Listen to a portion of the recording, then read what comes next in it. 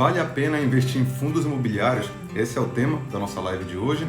Eu sou Danilo Gato e aqui no Finanças em Desenho eu ensino a investir por conta própria sem depender de terceiros. Se vocês estiverem vendo esse vídeo no YouTube, por favor me sigam no Instagram também, porque é lá que eu faço as gravações diárias e aí vocês podem participar, fazer perguntas, esse tipo de coisa. Vale a pena investir em fundos imobiliários? Primeiro, eu acho legal, para quem não sabe, entender um pouco melhor o que são fundos imobiliários. Fundos de investimentos são basicamente condomínios de investidores, Esse é o termo que vocês sempre vão achar aí pela internet.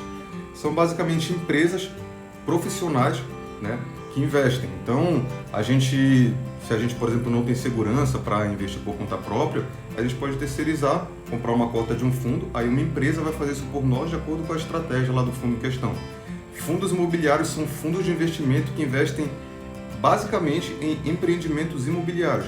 Quando você compra uma cota de um fundo imobiliário, você está automaticamente diversificado em todos os imóveis do fundo ou em todos os títulos que aquele fundo aplica, tá certo?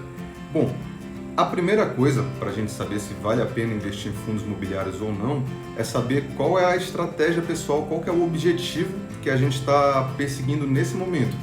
E aí a gente tem que comparar isso com os fundos imobiliários e ver se eles são adequados para esse objetivo, antes de falar se vale a pena. Porque, por exemplo, fundos imobiliários fazem parte daquela categoria chamada de renda variável, ou seja, é aquela categoria onde não existe uma regra de rentabilidade. O valor dela pode oscilar, tá? Então a gente não sabe necessariamente exatamente quanto vai ser o nosso rendimento nos próximos anos, nos próximos meses, talvez nem nos próximos dias a gente sabe, porque aquilo fica oscilando. Então, normalmente a renda variável não costuma ser indicada para objetivos de curtíssimo ou de curto prazo.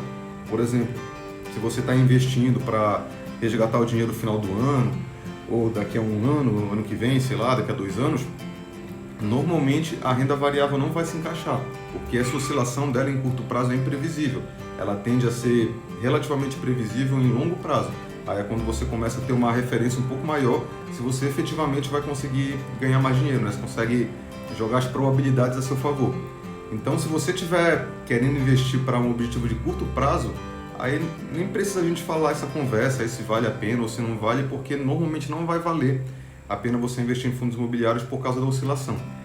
Agora, se o seu objetivo financeiro permitir, ou seja, se você tiver um objetivo de longo prazo, um objetivo onde essas oscilações de curto prazo não importem muito, aí vai valer muito a pena sim vocês investirem em fundos imobiliários, tá? E aí, para que vocês entendam por que eu acredito que vale a pena, eu vou demonstrar aqui para vocês as vantagens de investir nos fundos imobiliários. Eu separei várias aqui.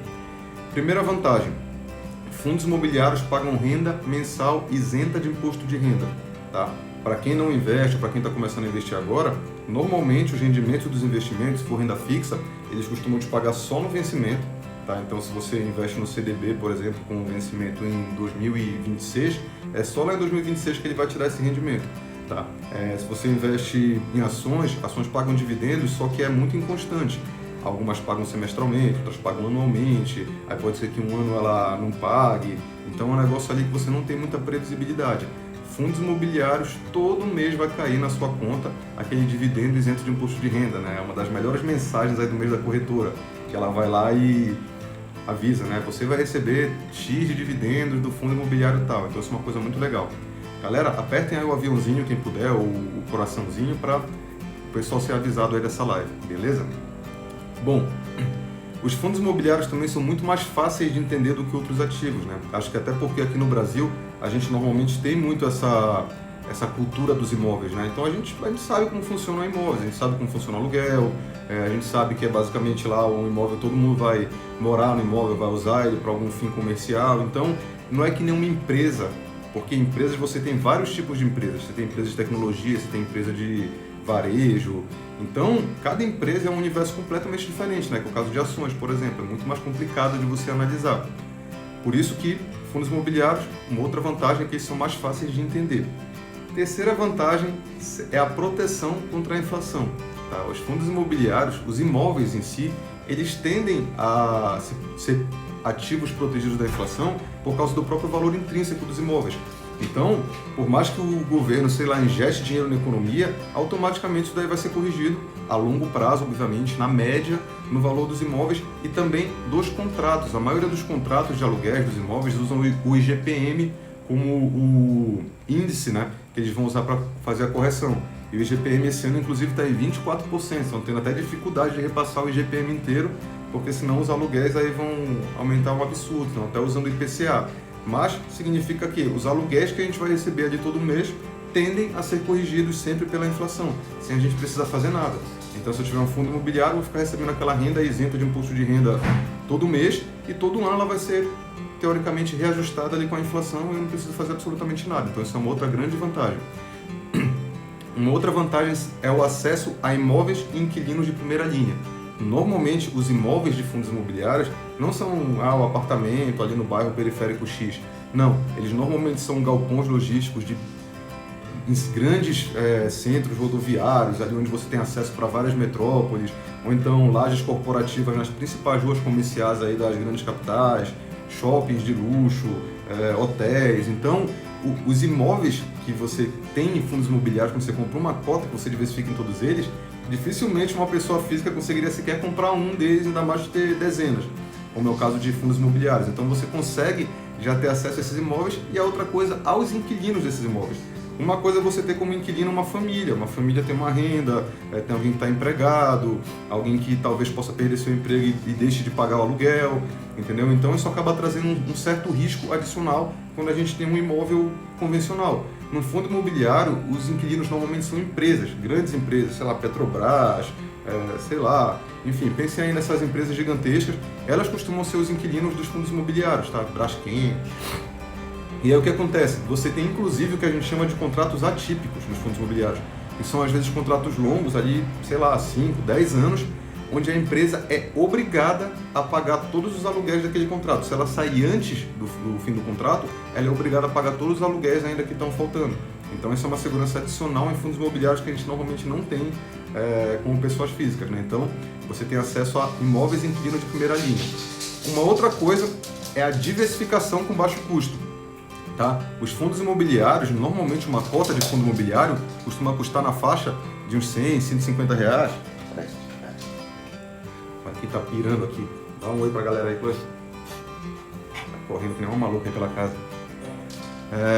Bom, as cotas de fundo imobiliário costumam ter ali um valor por volta de 100, de 200 reais. Tá? Não, pessoal, ela tá enlouquecida. Incorporou aí. Enfim. Então você consegue, com pouco dinheiro, já diversificar em todos aqueles imóveis do fundo. Você compra uma cota ali de 100, 150 reais e automaticamente você tem um pedacinho, né, um percentualzinho de todos aqueles imóveis. Vai comprar um imóvel próprio, né? Acho que todo mundo aqui sabe como funciona. Financiamento, entrada, não sei o quê, parcela de financiamento por 30 anos. Então é um negócio muito mais complexo. Você compra literalmente uma parcela de um imóvel com, sei lá, 140 reais. Você não precisa pagar mais nada se você não quiser. Você pode ter pelo resto da sua vida aquela única cota de, sei lá, 150 reais sem precisar pagar mais nada. E ela é sua. Um patrimônio seu, como se você fosse dono de um tijolo lá sei lá, da laje corporativa e você ter direito ao aluguel referente àquele tijolo. É mais ou menos isso, tá? Então essa é uma outra vantagem aí dos fundos imobiliários.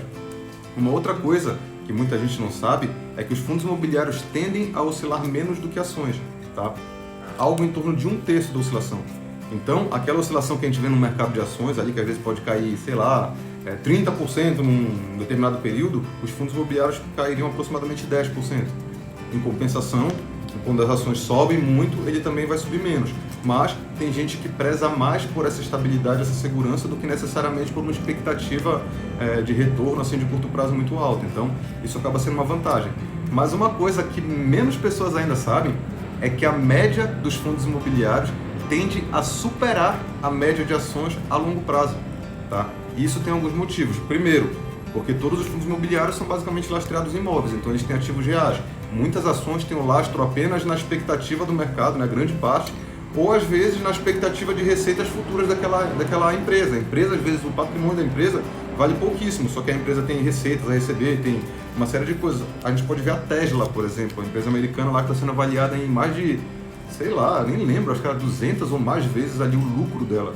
entendeu? Ela não tem, nem de longe o patrimônio dela está incluso nessa conta aí da cotação, tá? Enquanto que nos imóveis não, você sempre tem os imóveis ali como lastro. E a outra coisa, todas as pessoas normalmente recorrem aos imóveis, né, em tempos de crise, então eles costumam ser uma certa proteção, dependendo da crise. Obviamente, se for uma crise do setor imobiliário, nem tanto, mas uma crise no mercado de ações ali não impacta tanto o mercado imobiliário. Então, o que acontece? E você tem menos fundos imobiliários do que você tem de empresas. Então, normalmente, aquela média dos fundos imobiliários está ali, os fundos estão oscilando perto da média. A média do mercado de ações, as ações estão oscilando muito, tem umas que estão bem, tem umas que estão horríveis. Então, faz com que essa média das ações fique um pouco distorcida em relação à média dos fundos. Quando você pega o histórico, por exemplo, nos Estados Unidos, que tem os REITs, que são os primos ali dos fundos imobiliários, o índice global de REITs supera bem o índice global de ações. Tá? Então ele também tem essa vantagem. As pessoas que ficam assim, mas a ação rende mais, não necessariamente, tá? Se você pegar ali uma média dos dois, uma pessoa que investe no índice de ações e no índice ali de fundos imobiliários, o de fundos imobiliários tende a render mais a longo prazo, tá? Média e longo prazo. Não é assim, Danilo investiu hoje, mês que vem, aí passou um mês, as ações subiram 7%, meu fundo subiu só 3%, você estava mentindo. Não, galera. Tudo que a gente fala aqui é média e a gente está falando de longo prazo, tá? Então espera 10 anos aí você vê se a média subiu ou não. Não é um mês, não é um ano, tá? E por último, eles são mais seguros do que ações, né? Como eu falei para vocês, se você escolhe uma ação altamente especulativa, uma ação de tecnologia, por exemplo, você tem uma preocupação ali que aquela empresa pode falir numa crise, esse tipo de coisa. O fundo sempre tem os imóveis dele e fundos não podem ter dívidas, tá? Fundos imobiliários não podem se endividar para crescer, eles só crescem através da emissão de novas cotas. Se eu tenho um fundo e eu quero crescer, eu tenho que emitir novas cotas no mercado, os investidores têm que comprar essas cotas e aí eu posso comprar um imóvel. Eu não posso pegar dívida, tá? Então, dificilmente um fundo bem estruturado, né, com vários imóveis, vários inquilinos, vai falir assim do nada. E se ele falir, ainda pode vender os imóveis dele. Então, e o preço vai estar ali oscilando perto do preço dos imóveis, não muda muito. Não é que nem ação, como eu falei para vocês, que o patrimônio da ação pode ser isso aqui e o preço dela está isso aqui. Aí se ela falir, você tem toda essa perda aqui e ainda vai vender aquilo lá com prejuízo e provavelmente você não vai ter nada de volta, tá certo? Então essas são as vantagens, pessoal. Mais uma vez, participem do workshop para aprender a investir na prática, que eu vou fazer agora em janeiro. O link das inscrições está nos stories, não percam esse tema. Eu provavelmente não vou repetir tão cedo, tá? Então vai ser bem legal o workshop gratuito, tá certo? É só vocês se inscreverem lá e vocês vão receber as aulas por e-mail. Tá? E esse vídeo vai ser editado e vai ser colocado no YouTube também. Então, mais uma vez, obrigado aí pela presença de todos. Sei que hoje aí é o dia que está todo mundo correndo para um lado e para o outro, almoçando com a família. Então, obrigado aí a vocês que participaram. Um feliz ano novo para todos vocês. Essa foi a última live do ano, né? Então a gente retoma amanhã. Então, todo santo dia a gente vai continuar aqui. Esses vídeos vão todos para o YouTube. Me sigam lá também. Beleza? Galera, boas festas para vocês. Feliz ano novo e a gente se fala amanhã.